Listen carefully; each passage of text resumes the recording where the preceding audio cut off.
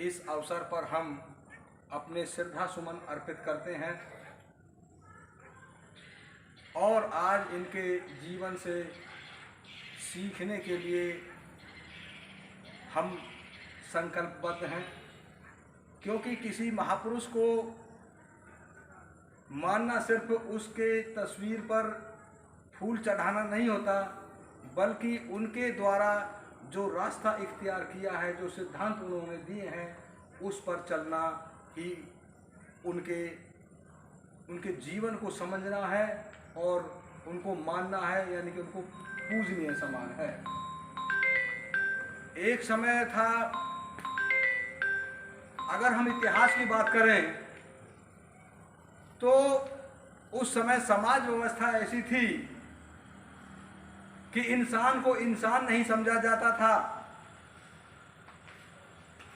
इंसानों की स्थिति कुत्तों से भी बदतर थी। महिलाओं को कोई अधिकार नहीं था। आज के जो SC, ST, OBC हैं, इनकी बहुत दयनीय हालत थी। तो इस समाज में समय समय पर महापुरुष पैदा हुए और उन्होंने समाज के लिए काम किया, समाज परिवर्तन किया। सबसे पहले तथागत गौतम बुद्ध हुए। उन्होंने समाज को एक नई दिशा दी और उन्होंने जो सिद्धांत दिए, समता, बंधुता, स्वतंत्रता और न्याय, इन सिद्धांतों को पूरी दुनिया में मान्यता प्राप्त है। पूरी दुनिया इनको मानती है और जो इन सिद्धांतों को मान रहे हैं वो आज प्रगति वो देश कर चुके हैं, और जो नहीं मान रहे हैं उन देशों में अभी भी दरिद्रता जगह बनाए हुए है और उन लोगों के लिए कोई भी साधन उनके लिए उपलब्ध नहीं है। फिर उसके बाद हुए राष्ट्रपिता ज्योतिबा फूले। गूगल पे फॉर बिजनेस में 30 रुपए मिले। जब देश गुलाम था तो सबसे पहले पढ़े लिखे व्यक्ति थे जो माली जाति से संबंध रखते थे, जो बैकवर्ड समाज के थे। उन्होंने संघर्ष किया, अपने जीवन को इस परिवर्तन में लगा दिया, अपनी पत्नी को भी इस काबिल बनाया और स्त्री और पुरुष सभी के लिए शिक्षा के दरवाजे खोले। और उस समय की जो ऊंच नीच की व्यवस्था थी उसको ध्वस्त करने का उन्होंने संकल्प लिया। साहब, ज्योतिराव फूले के बाद बाबा साहब डॉक्टर भीमराव अंबेडकर पैदा हुए।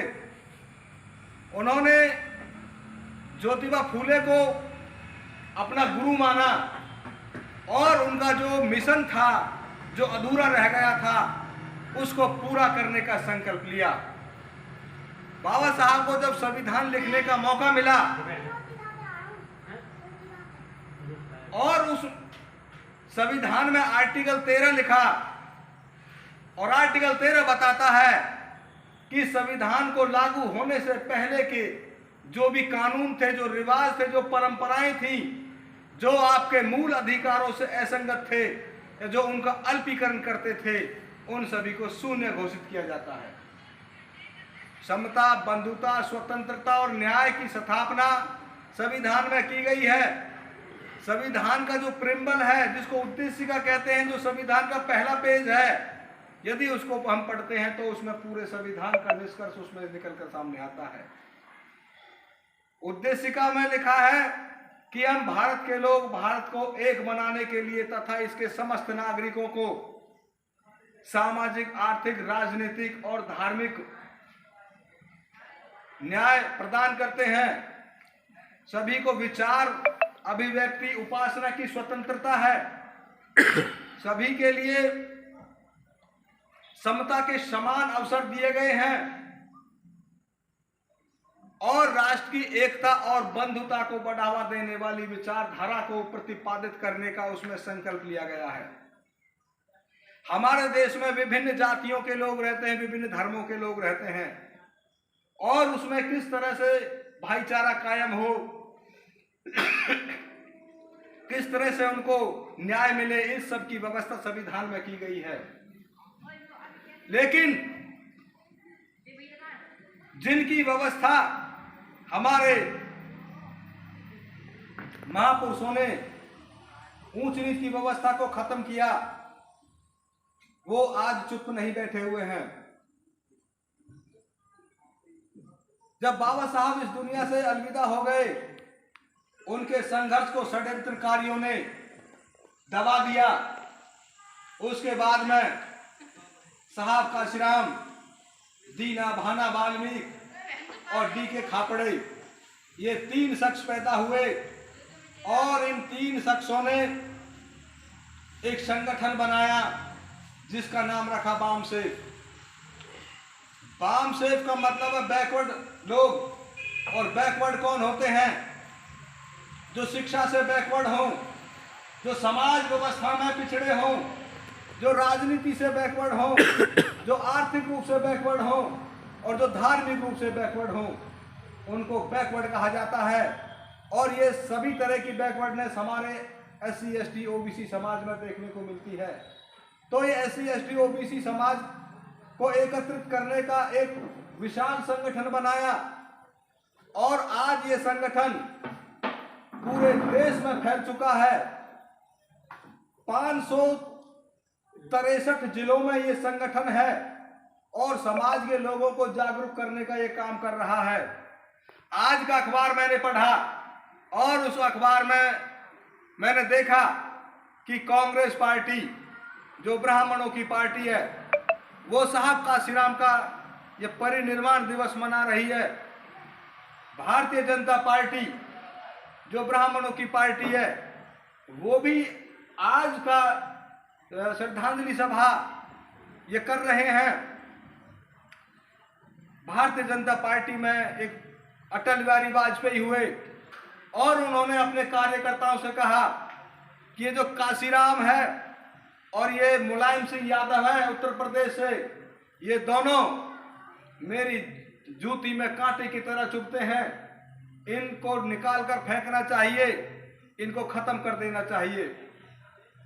तो वही लोग जिन्होंने हमारे महापुरुषों की हत्याएं की, वही लोग हमारे सामने झूठा चोला ओढ़कर आते हैं और हमारे इस भोले भाले समाज को अपने चंगुल में फंसाने का काम करते हैं। अगर हम अपने महापुरुषों को सच्ची श्रद्धांजलि देना चाहते हैं तो हमें उनके बनाए हुए रास्ते पर चलना होगा। इन्होंने जो ये संगठन बनाया बामसेफ, ये इस देश के मूल निवासी लोगों का संगठन है, जिसको बहुजन भी कहते हैं। बहुजन केवल एक जाति को नहीं है, SC ST OBC और माइनॉरिटी, ये इनको बहुजन कहा जाता है। बिहार में नीतीश कुमार जो मुख्यमंत्री है, उसने जातिगत जनगणना कराई और जनगणना में ये बात सामने आई कि बिहार में 63% बैकवर्ड लोग हैं, 19% SC हैं और जो ये जनरल हैं, ब्राह्मण बनिया ठाकुर हैं, ये 2-3% हैं। कुल मिलाकर के ये 15% आंकड़े को भी ये लोग पार नहीं कर पा रहे हैं। तो जिनकी संख्या बहुत ज्यादा है, उनका इस देश में कहीं ना कोई राजनीतिक अस्तित्व दिखाई देता है, ना कोई सामाजिक अस्तित्व दिखाई देता है, ना इनका कोई नौकरियों में कोई पर्याप्त प्रतिनिधित्व है। इस समाज के लोगों को केवल 2 तरह से इस्तेमाल किया जाता है। जब दंगा फसाद होता है तब इनको हिंदू बना देते हैं और जब वोट लेने का नंबर आता है तब इनको हिंदू बना देते हैं और जब अधिकार मांगते हैं तब इनकी पूरी अनदेखी की जाती है। आज जो बीजेपी सरकार है, आज वो बहुत मुसीबत में फंस चुकी है क्योंकि वो हिंदू करती है। अगर ये OBC के लोग और SC के लोग यदि ये हिंदू हैं तो इनको पर्याप्त प्रतिनिधित्व सरकार क्यों नहीं दे रही है? सरकार क्यों नहीं जातिगत जनगणना पूरे देश में करा रही है? ये अपने आप में एक बहुत बड़ा ये प्रश्न है। लोगों का विकास कैसे हो? संविधान में इसके लिए व्यवस्था की गई है। जिसकी गिनती होगी उसके लिए उसी हिसाब से नीतियां बनाई जाएंगी और उन पर अमल किया जाएगा। जिसकी गिनती ही नहीं है उसके लिए सरकार कोई नीति निर्माण नहीं करती है। तो सरकार की जो ये चालाकियां हैं, आज ये ओबीसी समाज और एससी समाज की समझ में आ रही हैं। परसों हमने पलवल जिले के सेक्रेटरीट पर एक धरना प्रदर्शन किया और वहां पर हमने नारेबाजी भी की और सरकार ने जो ये महिलाओं को 33% रिजर्वेशन दिया है, इसके बारे में भी हमने विचार रखे कि महिलाओं को 33% आरक्षण दिया है, लेकिन उस 33% आरक्षण में ओबीसी महिलाओं के लिए कोई स्थान नहीं रखा, कोई भी जगह नहीं दी गई है।